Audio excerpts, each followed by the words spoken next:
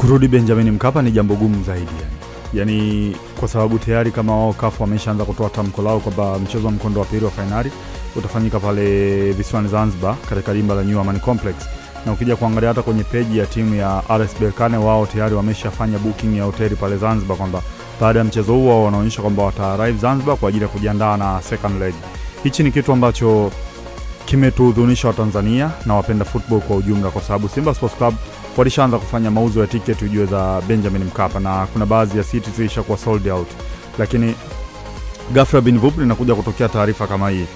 Kwa upande mmoja tutakuwa tumehuzunishwa kama wapenda soka, tutakuwa tumehuzunishwa kama Watanzania, lakini kwa upande mwingine sasa ni sehemu ambayo imekuwa ni funzo kwetu sisi wa Tanzania, kwa sababu tumechukulia sana masuala hivi vitu. Uwanja ulianza ukarabati muda mrefu sana, lakini swala la kukamilika kwa uwanja lilikuwa ni changamoto kubwa sana. Sasa vitu kama hivi vinakuja kutokea katika nyakati ambazo uwanja ulikuwa unahitajika kutumika, ilikuwa inahitajika zaidi kupeperusha bendera ya Tanzania, na tunafahamu jinsi gani ambavyo Simba wanakuwa na hatari zaidi wakilitumia dimba la Benjamin Mkapa.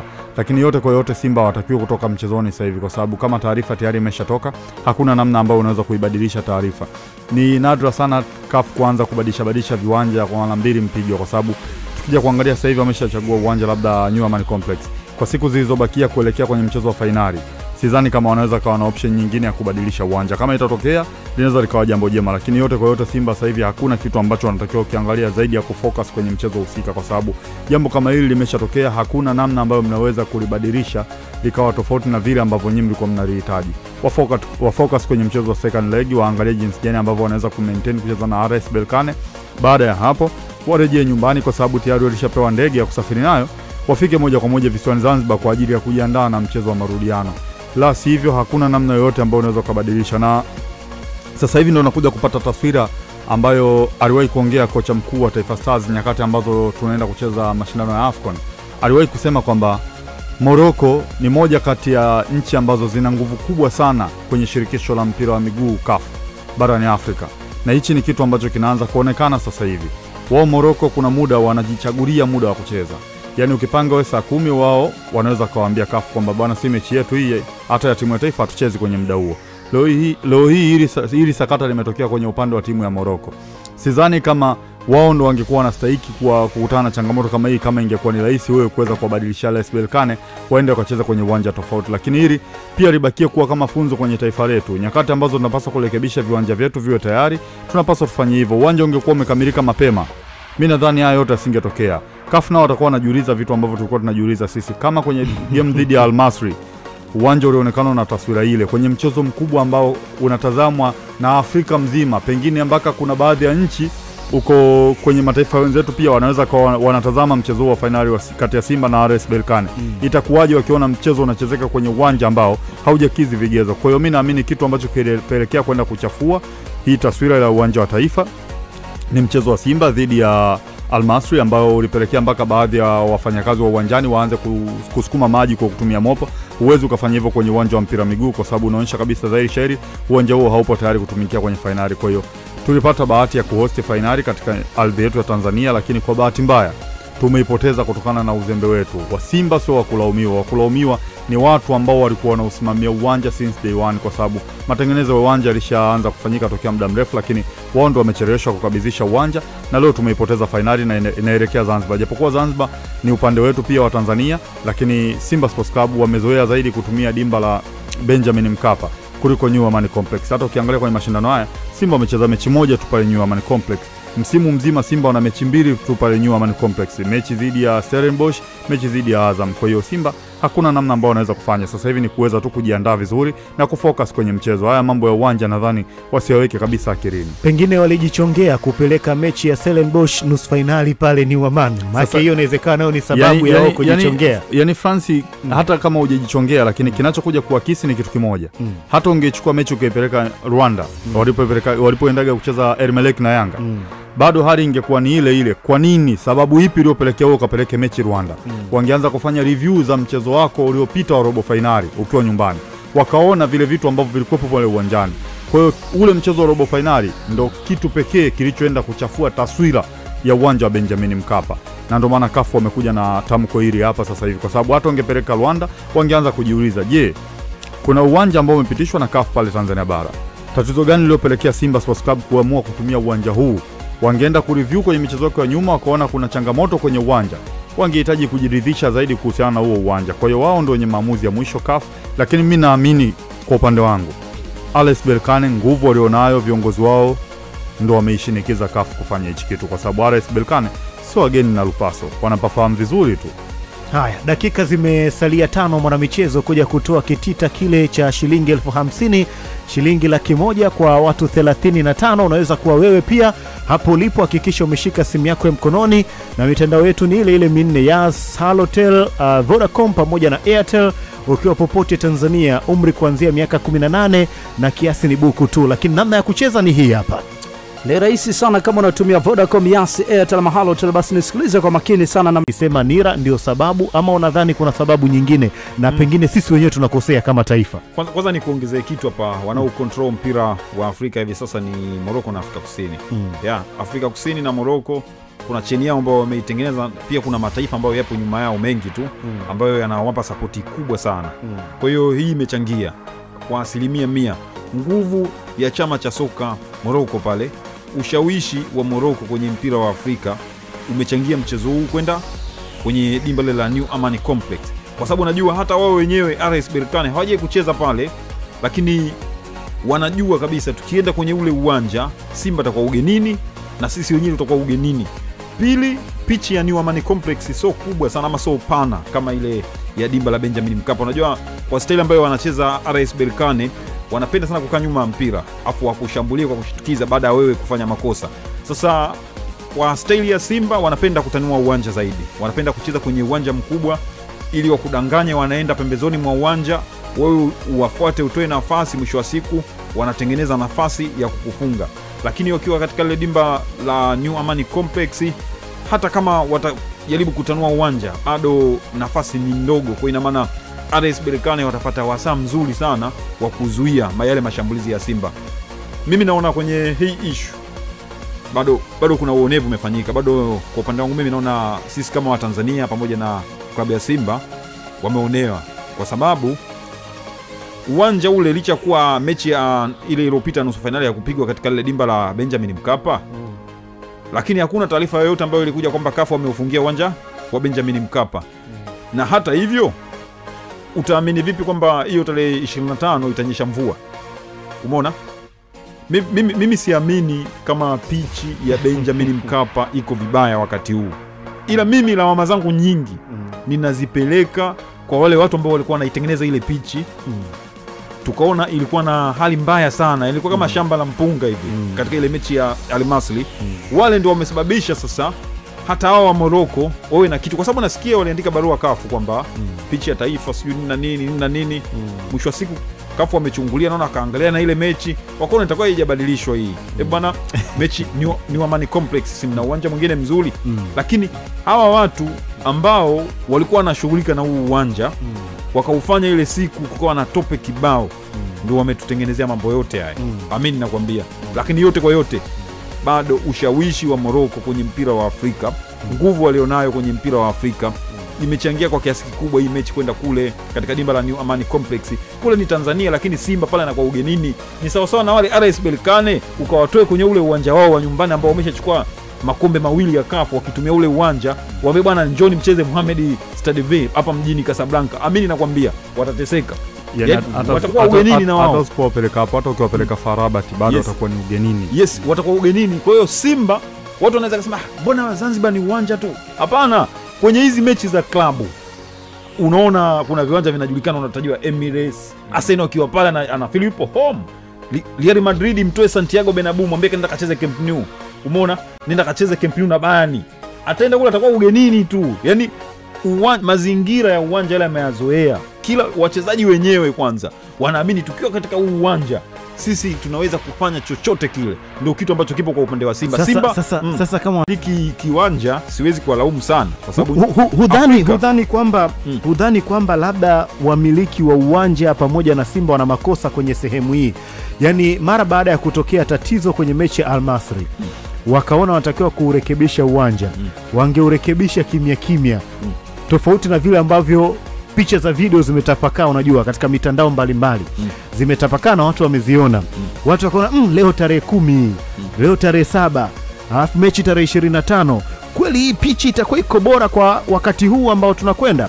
Wao wanafikiri ingekuwa ni njema baada ya kuhamisha mechi kupeleka New Amani Zanzibar, wangewafuata CAF tena kwa mara nyingine. Bwana, tulipeleka mechi kule, lakini uwanja huku ulikuwa na marekebisho na uwanja sasa uko bora tayari kuchezewa. Pengine hawakutoa taarifa, na ambacho wamekifanya CAF pengine hawakuwasiliana chochote na Rais Berkane, lakini kwa sababu wameona kile ambacho kimetokea kwa Al Masry, wakafikiri labda wamiliki wa uwanja na Simba kule hawakutaki tena uwanja ni New Amani kama ambavyo Simba waliomba nusu finali ipigwe pale. Mimi nafikiri CAF kama hawana makosa hivi. Yani mimi bado sitaungana na wewe France. Mimi naamini ni fitna za Waarabu. Yani wametengeneza fiti na watu wa Morocco. Chama cha soka cha Morocco wameungana wao kama taifa. Wanajua kabisa RS Berkane anaweza kaifunga Simba kwake, lakini akishuka katika dimba la Benjamin Mkapa, tengeneze mazingira aende akacheze sehemu nyingine. Huyu Simba kacheze sehemu ambayo tunaamini hata timu yetu ikienda itakuwa uhuru. Umeona? Kwa hiyo mimi ninaamini kuna makosa yapo. Iweje wamesema taarifa ilitoka jana Kwa nini jana ile RS Berkane wameenda kuanza kubook hoteli Zanzibar? Ina maana RS Berkane walikuwa mbele ya muda, walikuwa wanajua vitu vingi kuliko hata shirikisho la soka Tanzania na Simba. Yani mimi achana na kwamba makosa mengine ambayo yameshatokea sawa. Unaamini vipi tarehe 25 kutakuwa kuna mvua? Wakati pitch ya Benjamin Mkapa. Sasa ikitokea mvua kwa CAF wao waganga. Bana, nimechezesha draw tayari kwa sababu ilikuwa ni saa 12 na dakika 30, sasa hivi dakika 30. Mimi kwanza nataka niwaambie Simba kitu kimoja. Simba kwanza wanataka wa focus na mechi yao ya kesho kutwa. Unajua hata RS Berkane wenyewe wanawatikisa Simba. Wanajua Simba ngome yao ni Benjamin Mkapa. Kwa wanapopost vile wanataka kuwashtua kidogo, wanaweza kujisahau sasa wakaingia kwenye mchecheto, mwisho wa siku hata katika mechi ya kesho kutwa wakafanya vile. Mimi nafikiri wa focus kwanza na mechi ya kesho kutwa. Kitu cha pili, RS Berkane akija katika ardhi ya Tanzania anakufa tu, iwe katika dimba la Benjamin Mkapa, kama alipangiwa kupigwa 3 atapigwa, hata katika dimba la New Amani Complex pale Zanzibar vile vile. Yani kama Simba ameandikiwa kuchukua kombe mwaka huu, yeye ni kukaa, yani kuwa na utulivu wa kutosha, nafuata maandiko sasa bora. Sikiliza. Yani performance bora, Simba tashinda tu. Yani mimi naamini Simba tashinda tu. Kikubwa ni wachezaji kujitoa. Yani hii issue ya uwanja isianze kuwachanganya hata wachezaji wenyewe. Mimi naamini RS Berkane akija Tanzania anakufa sehemu yoyote. Japokuwa hii issue mimi kwa nini nimekwambia imepikwa na watu wa Morocco. Kwa sababu mimi asubuhi kuna waandishi wa Morocco nilikuwa nawafuatilia kama 3 hivi wakubwa. Kuanzia kama saa 12 asubuhi walishaanza kupost kwamba mchezo wa marudiano unapigwa wapi Zanzibar, na mashabiki wenyewe nikaenda nikitranslate pale wanaonekana wamefurahia mechi kupelekwa Zanzibar wa Morocco. Yani umeona? Yani naonyesha moja kwa moja RS Berkane na Morocco kwa ujumla wanaogopa uwanja wa Benjamin Mkapa. Wanajua pale sio sehemu salama. Umeona? Na ndio maana walikuwa wanashangilia mechi kupelekwa wapi? New Amani Complex. Sasa New Amani Complex nayo inatakiwa ikawaonyeshe kwamba bwana, mlishangilia kuja huku ndio, lakini huku sio sehemu salama. Yani umesikia kitu France? Adere Mluchi wakati anaongea tupo AFCON Tanzania kwamba inalimudu shirikisho la soka barani Afrika. Watu wengi sana walimjia juu Adere Mluchi, lakini mimi naamini Adere alikuwa ni sahihi kwa sababu Morocco wanaonyesha jinsi gani ambavyo wapo juu ya sheria pale CAF. Hizi saga ambazo zinajitokeza tunaziona kwa mara ya pili. Yanga alifunga goli dhidi ya Mamelodi ambayo rais wao ndio huyu ambaye rais wa CAF. Halikukubaliwa lile goli na lilizua mtafaruku mkubwa sana. Leo hii Simba Sports Club ana haki ya kucheza mchezo finali kwenye uwanja wake wa nyumbani Benjamin Mkapa, lakini ghafla mchezo umehamishwa. Zipo sababu ambazo mimi zinanifanya niamini kwamba wapo watu nyuma ya CAF ambao wameshinikiza mchezo upelekwe kule.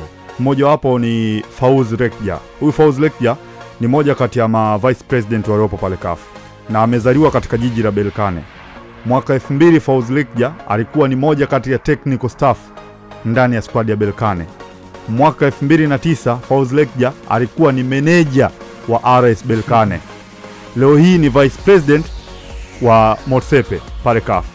Huoni kama chama cha soka cha Morocco? Yes, na ni rais wa chama cha soka cha Morocco. Huoni kama kuna nguvu ambayo inatumika mgongoni kuupeleka mchezo tofauti na sehemu ambapo wao walitaraji mchezo labda ungechezwa, kwa sababu nyakati ambazo Berkane anakuja kucheza na Simba Sports Club katika dimba la Benjamin Mkapa kwenye mashindano ya Confederation Cup.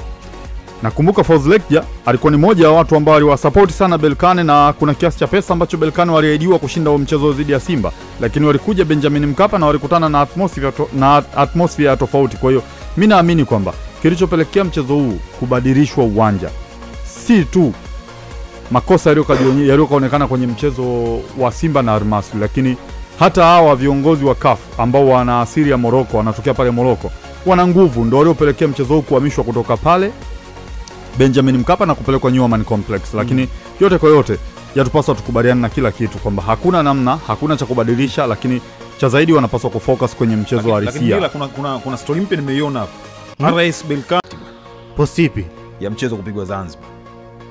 Kwenye peji yao ya Instagram wamefuta. Mimi kitu ambacho kimenishtua ni nini? Ni kuona taarifa kwamba yani taarifa zimetoka zinaandamana baada ya CAF RS Berkane sekunde kadhaa wameshapata hoteli Zanzibar. Yani umenielewa? Yani ni kitu ambacho kimekuwa cha kushtusha sana. Isa, unasemaje Isa? Maana umekaa kimya sana muda mrefu unasikiliza tu. Unasikiliza uje na jiwe huko tusikie jiwe lako linasema. Mimi binafsi kama nitakuwa kwanza, sioni kama kuna shida yoyote ama sioni kama kuna makosa yoyote ambayo labda Simba wameyafanya ama wamiliki wa uwanja wa Benjamin Mkapa wamefanya katika hili.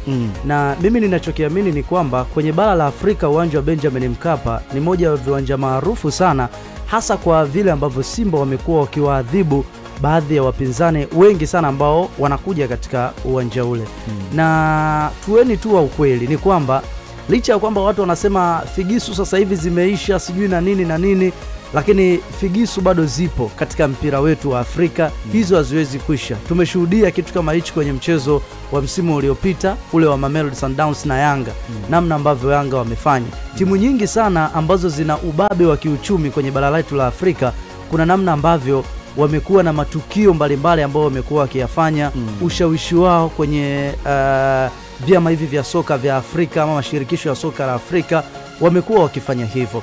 Kwa hiyo hata hivi nalo sijashangaa sana, kwa sababu mimi nafahamu ya kwamba haya masuala ya figisu bado yapo. Na mimi ninachokiamini, sisemi kwamba itakuwa wao wameshinikiza moja kwa moja mchezo huu utolewe kutoka uwanja wa Benjamin Mkapa, lakini mimi naamini ya kwamba CAF hawajafanya hivi kwa bahati mbaya. Kipo kitu ambacho wao kimewasukuma, na kitu chenyewe siamini, kwa sababu ukisikiliza vizuri yale maelezo ambayo anayatoa Gerson Msigwa, anasema ya kwamba uwanja tuliufanyia maboresho na CAF wenyewe walikuja wakaukagua na wakauona wako sawa.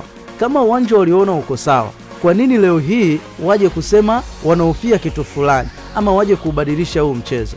Hapa ndio utakuja kugundua ya kwamba licha ya kwamba ya mazingira ya uwanja wenyewe, lakini kuna kitu ambacho kipo nyuma yake kimewafanya wao kufanya hivi. Haya yote yanatokana na kwa sababu ya ukali wa Simba wanapokuwa kwenye uwanja wa Benjamin Mkapa Dar es Salaam. Kwa hiyo kwa sasa hivi hakuna kitu kingine tena ambacho Simba wanaweza wakakifanya, kwa sababu sidhani kama inawezekana ikawa rahisi kurudisha tena mchezo huu kwenye uwanja wa Benjamin Mkapa, hasa ukiangalia ya kwamba kwenye zile taarifa ambazo wanazitoa CAF wamebadilisha na wameweka uwanja ambao unakwenda kutumika ni New Amaan Complex. Cha kukifanya kwa sasa hivi Simba ni kufocus tu na mchezo wao ambao unakaribia wakashukutwa, na baada ya hapo waone namna gani ambavyo wanakwenda kucheza ule mchezo unaofuata. Lakini pia kuna kitu kizuri ambacho Simba wamekifanya mara baada ya hizi taarifa, hawakukurupuka kutoa msimamo wao hasa ni kipi ambacho wanakisema. Walichokisema ni kwamba kwa sasa hivi tuna focus kwanza na huu mchezo wetu wa ugenini, alafu tukimaliza tutaangalia ama tutatoa taarifa rasmi kuhusiana na uwanja ambao tutatumia kwenye mchezo unaofuata. Na wale mashabiki ambao wananunua tiketi waendelee kununua kama kawaida. Hii maana yake ni kwamba kwanza itapunguza pressure kwa wachezaji, itapunguza pressure kwa mashabiki na hata viongozi wenyewe wa klabu ya Simba. Mimi naamini hata wachezaji wenyewe kwa historia ya uwanja wa Benjamin Mkapa wangetamani kwenye mchezo huu wa fainali kucheza pale. Hakuna mchezaji ambaye atamani kutoka pale Simba kwa kile ambacho wamekuwa wakikipata na kile ambacho wamekuwa wakikifanya. Kwa hiyo kufanya hivi ya kwamba kwa sasa hivi tu focus kwanza na huu mchezo wa kwanza ni jambo jema sana ambalo Simba wamelifanya. Wakimaliza hata kama wakatoa taarifa kwamba tunakwenda kwenye uwanja wa Benjamin Mkapa, lakini walau watakuwa wamecheza mchezo wao wa kwanza pale Morocco na wamepata kile ambacho wamestahili, wanakuja kucheza kwenye mchezo huu wa marudiano. Mimi ninachokiamini ni kwamba licha ya kwamba RS Berkane ni timu bora sana mbele ya Simba, lakini bado Simba wanayo nafasi ya kufanya kile kilicho bora pahala popote ambapo watacheza. Doesn't matter kama itakuwa uwanja wa Benjamin Mkapa au itakuwa kwenye uwanja wa New Amani Complex. Ni wao Simba wenyewe namna gani ambavyo watapanga mikakati yao na kwenda kuicheza hii michezo yote miwili ya fainali. Sawa, huyo ni Isa Suleiman akizungumza hivyo. Kumbuka tazamo tu na kila mtu anatazama kile ambacho anafikiri. Ndio. Mimi najaribu kuangalia kwa wamiliki wa uwanja, najaribu kuangalia kwa Simba, najaribu kuangalia pia kwa RS Berkane, najaribu kuangalia pia kwa CAF wenyewe. Naweza nikasema CAF wanaweza kawa hawakukosea. Kwa nini CAF hawakukosea? Ni kwa sababu pengine hawakupewa taarifa rasmi official kutoka Simba kwamba baada ya kutumia uwanja wa Amani kwenye nusu fainali, sasa tunarudi kwenye uwanja wetu wa asili wa nyumbani Dar es Salaam. Pengine hii taarifa haikufika, ila wao Simba walikuwa wanatoa taarifa kwa Watanzania pamoja na mashabiki wa Simba tu. CAF walikuwa hawana taarifa official. CAF walichokiona, Simba nusu fainali wameichezea visiwani Zanzibar katika uwanja wa Amani. Pengine ndo wamehamia huku moja kwa moja kwa sababu uwanja wa Dar es Salaam, ukumbuke serikali ilisema hapo nyuma wanafanya marekebisho. Kwa hiyo CAF wakatoa ratiba kutokana na uwanja wa mwisho kutumiwa na Simba ili uendelee kutumika ule ule. Kuna uwezekano mkubwa Simba wakiblame kuhusiana na hili uwanja ukabadilika. Mimi naamini kuna uwezekano mkubwa Simba wakishika kweli kweli wakablame kuhusiana na hili uwanja ukabadilika, kama jamani pengine hatukuwapa taarifa, lakini uwanja ambao tutatumia sisi ni huu kwa sababu tayari umeshatengamaa kwenye sehemu 1, 2, 3 na sio ni Amani. Kama hawakutoa taarifa, ujue kwa mara ya kwanza ulikuwa ukipita kwenye ile page yao ya CAF, kwa maana ya pale Google ukiingia kufuata zile taarifa za mchezo huu, zilikuwa zinaonyesha uwanja ambao utatumika ni uwanja wa Benjamin Mkapa Dar es Salaam. Na imebadilika leo. Ukiingia sasa hivi unakuta New Amani Complex Zanzibar. Sasa kama Simba walikuwa hawajapeleka taarifa na CAF walikuwa hawafahamu kuhusiana na hilo, kwa nini mara ya kwanza waliweka uwanja wa Benjamin Mkapa Dar es Salaam, alafu leo hii umebadilishwa umekuja New Amani Complex? Hapo ndio ipapapo pengine unapaswa kujiuliza kwanza. Lakini kitu kingine, mimi kwangu kwa kuwa tayari CAF wamebadilisha na hawajabadilisha kwa bahati mbaya, naona ni ngumu sana. Yani hata kama Simba wakabrem, sisemi kwamba haiwezekani, lakini kwangu naona ni ngumu kama huu uwanja unaweza ukabadilishwa. Na mimi naamini hata viongozi wa Simba wenyewe wanalifahamu hilo. Wanafahamu ya kwamba ni ngumu. Na inabadilika. Mimi nakwambia inabadilika. Na ndio maana yani unajua issue ni kwamba mimi ninachokifikiria hawa wanaofanywa hivi ni Simba ndio ambao wanafanywa hivi, na hawa wanaofanya hivi ni RS Berkane ya Morocco. Kama ingekuwa hawa wanaofanywa hivi ni RS ya Berkane, ingekuwa wanafanywa hivi wao, ingekuwa ni rahisi kubadilika. Lakini wanaofanywa hivi ni Simba. Mwisho wa siku inaonekana ni kama Tanzania kuna namna ambavyo tunaonekana kwenye mpira wa Afrika. Inawezekana wao wanatuchukulia siki ukubwa namna hiyo, wanatuona kama vile sisi hatuna ushawishi namna hiyo. Kama ingekuwa hawa wanaofanya hivi ni Berkane, sidhani hata kubadilishwa kwenyewe kama ungebadilishwa huo uwanja. Ndio maana najaribu kufikiria ya kwamba inaweza kuwa ngumu kuja kubadilika. Lakini mimi najua ya kwamba wao walikuwa wanafahamu ya kwamba uwanja unaopaswa kutumika ni Benjamin Mkapa, na wamebadilisha makusudi New Amani Complex. Sawa, maswali ya msingi ambayo mimi natanne hapa. Tunaamini kweli kama Simba walipeleka taarifa rasmi kabisa kwamba tutatumia William Benjamin Mkapa baada ya New Amani, kama ambavyo walipeleka taarifa kwamba tutatoka Mkapa tutakwenda Aman Zanzibar? Wote tunaamini kwamba hii taarifa ilikwenda? Mimi naamini Simba walifanya hivyo. Unaamini? Yes, kwa sababu kama waliweza kuhamisha kupeleka Zanzibar, ni lazima finali walirudisha hapa. Mimi naamini hivyo. Kwamba walisema hivyo. Yeah. Unaamini hivyo? Ndio mimi naamini.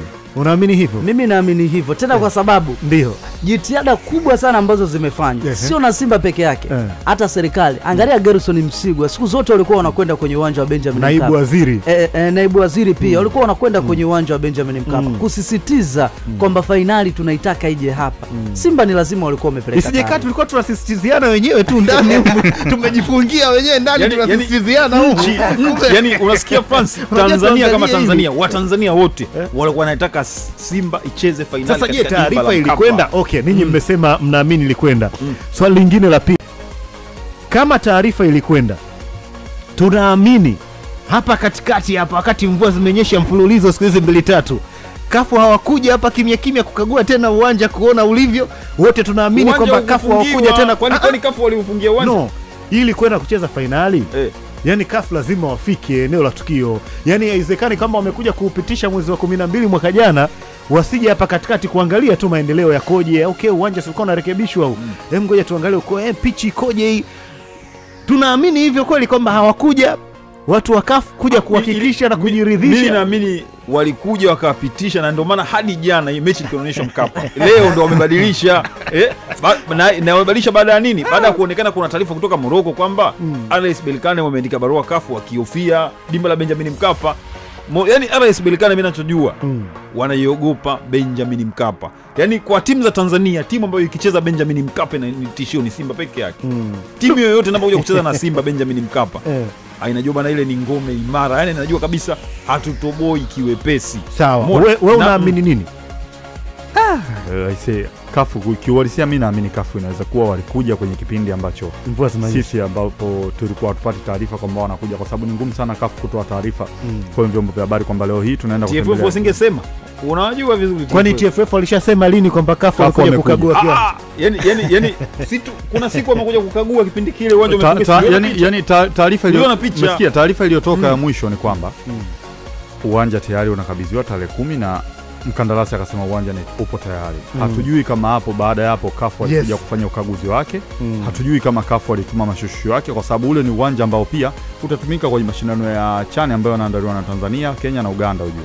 Kwa hiyo mimi naamini kukagua, yaweza kuwa walikuja kukagua na walikuja kukagua kwenye nyakati ambazo zina mvua. Kama tumeanza kukiona kisingizio kikubwa wanasema kunaweza kuwa kuna mvua, wamepredict hivyo, inawezekana hata wao walikuja kukagua kwenye kipindi ambacho mvua imefululiza kunyesha hapa katikati, na wakaona kwamba hapa maji bado yanaendelea kutuama kama umeyaweka kwenye chungu, hapa stahili kuchezwa mchezo mkubwa wa fainali. Isije kama umekuja kipindi kile ambacho uwanja una vishimo kwa sababu unajua huu uwanja tangu hii mechi na Almasri ni karibia miezi 2 mpaka kufika tarehe 25. No, tuzungumze hapa wakati uwanja una vishimo juzi hapa. Hapajapita hata wiki 2 ujue. Maana tukumbuke vizuri. Hapajapita hata wiki 2 baada ya mchezo wa Simba na Stellenbosch wa pili. Uwanja si ukaanza kufanywa ukarabati upya. Una vishimo vilichimbwa. Ulikuwa mjadala mkubwa sana sports venue hapo. Sasa vile si bado, hata hivyo bado mimi sioni kama kuna mantiki yoyote, kwa sababu kutoka kwenye vishimo kama walikuja pale ni kama mwezi. Yani umesikia yani kitu ambacho kinaogopesha, walikuja kukagua kwenye nyakati zipi? Ndio kitu ambacho kinaogopesha. Kama walikuja kukagua kwenye nyakati hizi ambazo mvua inafuliza kunyesha, wakakuta maji yanatuama kama yamewekwa kwenye jaba, hapo ni pagumu. Yani hapo hatuna pa kuruka. Isa wewe unaelekeza jinsi ambavyo viwanja vinatakiwa kuwa. Tumsikilize Isa naye anasemaje. Ana uhakika kwamba kafu hawakuja hapa katikati?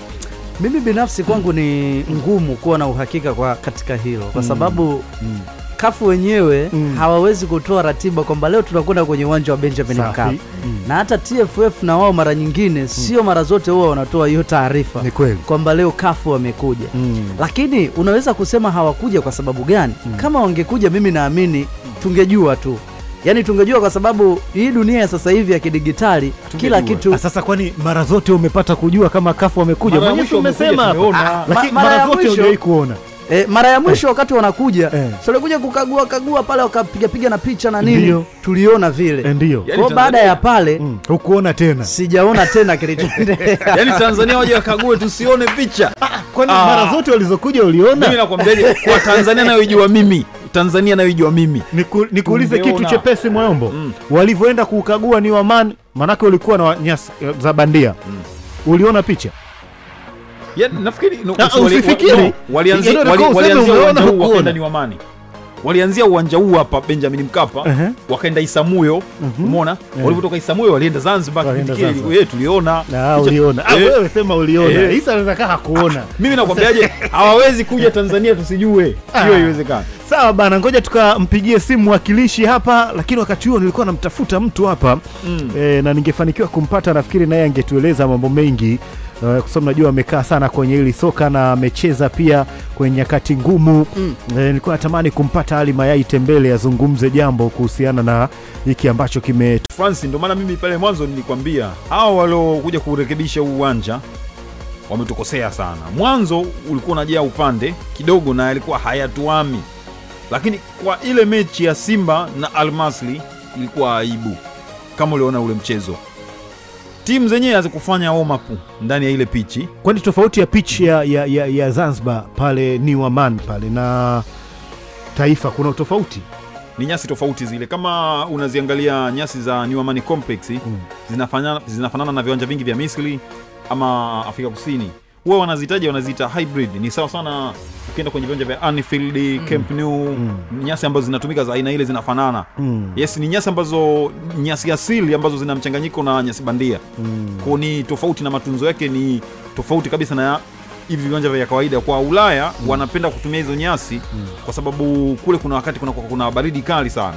Kwa ile baridi kali kwenye nyasi kama zile haziungui, lakini kwa nyasi kama ya Benjamin Mkapa mfano ikawepo pale Emirates kipindi cha baridi itakuwa haitamaniki. Kwa hiyo kumbe shida penyewe pia ni kwenye nyasi yenyewe ambayo tumeitumia sisi. Hapana, ni nyasi sahihi sana. Kwa nchi kama Tanzania tunatakiwa kuwa na nyasi kama zile, nyasi asilia, kwa sababu kwetu hatuna joto kali sana, hatuna baridi kali, yani baridi kali sana pia. Kwa nyasi zetu zinakuwa katika na nyasi ya Taifa na nyasi ya JKT Meja Jenerali Isamuyo ni nyasi za aina moja sisi.